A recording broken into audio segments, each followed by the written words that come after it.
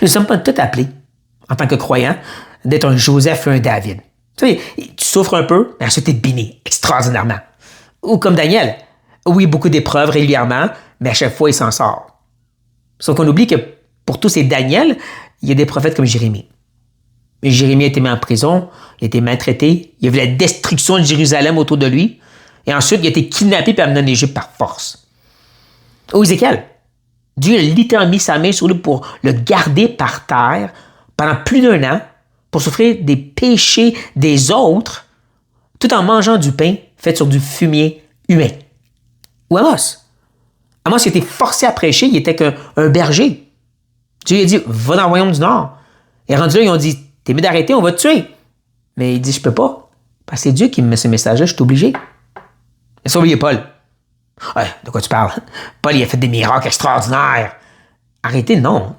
Si vous lisez le livre de Actes attentivement, vous allez réaliser que Paul n'a pas fait autant de miracles que ça. Arrêtez, sa vie, c'était d'aller de ville en ville et prêcher l'Évangile.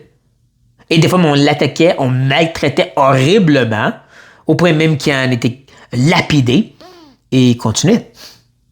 Quand il passait par la Galatie, il est tombé tellement malade, il fallait qu'il reste là par force. Donc, il a prêché l'Évangile jusqu'à temps qu'il aille mieux, puis il s'en aille. Il n'y a rien de glorieux dans ça. Ça, c'est la réalité de Paul. Et c'est lui qui a dit aux gens de Philippe que Dieu nous a fait la grâce, la faveur imméritée, non seulement de croire en son Fils, mais de souffrir pour lui. Ça, c'est la réalité. Une réalité qu'on a besoin de se rappeler. Nous, ici en Amérique du Nord, on est tellement concentrés sur nos petits nombris, cette idée que notre souffrance va amener quelque chose, qu'on oublie que l'histoire chrétienne et nos frères et sœurs à travers le monde présentement, c'est de la souffrance, par-dessus d'autres souffrances et de pertes, puis ensuite ils meurent. Et c'est pas d'être découragés et pessimistes, mais c'est de réaliser que oui, certains sont bénis après leurs épreuves, mais pour beaucoup d'autres, leur espérance, c'est après.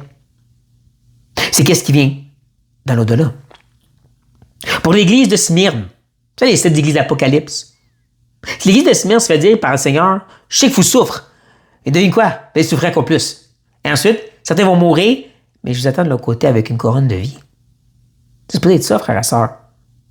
Soyons rappelés que c'est ça la vie chrétienne. Jésus l'a dit, un disciple, il faut qu'il soit prêt à mourir. On a besoin d'un petit rappel, je me crois, frères et sœurs.